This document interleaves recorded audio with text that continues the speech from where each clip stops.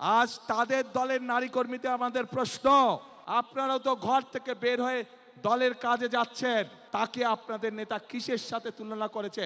যেই দলের নেতা নিজের দলের নারী কর্মীদেরকে এইভাবে অপদস্থ অপমানিত করতে পারে, সেই দলের নেতা যদি সুযোগ পায় তাহলে বাংলাদেশের সাধারণ নারীদেরকে, সাধারণ মা বোনদেরকে তারা কিভাবে অপদস্থ অপমানিত করবে?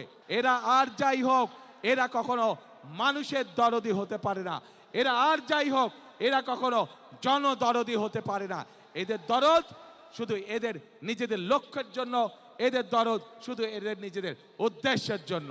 এবং সেই জন্যই প্রিয় ভাই বোনেরা, আমরা যেহেতু বিশ্বাস করি এই বিপুল অর্ধেক জনগোষ্ঠীকে পিছনে রেখে কোনোভাবেই দেশের উন্নয়ন করা সম্ভব নয়, সেজন্যই আমরা বলেছি ইনশাল্লাহ আপনাদের দয়া আল্লাহর রহমতে বিএনপি সরকার গঠন করলে বাংলাদেশের প্রত্যেকটি গৃহিণীর কাছে, প্রত্যেকটি মায়ের কাছে আমরা ফ্যামিলি কার্ড পৌঁছে দিব।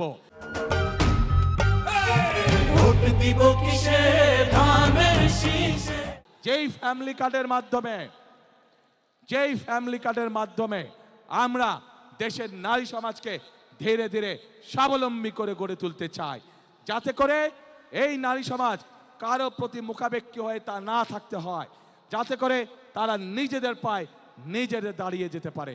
আজকে বাংলাদেশের তাবৎ মা বোনদেরকে বলবো আমি, যারা আপনাদেরকে এইভাবে অপমানিত করে তাদেরকে আপনারা কিভাবে জবাব দেবেন, আজ সেই সিদ্ধান্ত নেবার সময় এসেছে।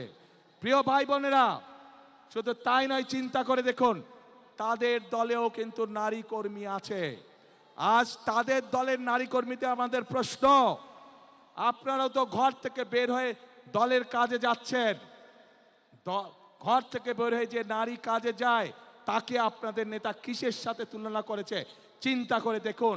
তাহলে আমাদের প্রশ্ন, ওই দলের যারা নারী সদস্য আছে তাহলে তাদের প্রকৃতি পরিচয় কি?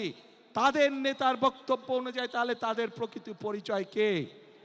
যেই দলের নেতা নিজের দলের নারী কর্মীদেরকে এইভাবে অপদস্থ অপমানিত করতে পারে, সেই দলের নেতা যদি সুযোগ পায় তাহলে বাংলাদেশের সাধারণ নারীদেরকে, সাধারণ মা বোনদেরকে তারা কিভাবে অপদস্থ অপমানিত করবে, যার অবশ্য উদাহরণ আমরা 1971 সালেই দেখেছিলাম।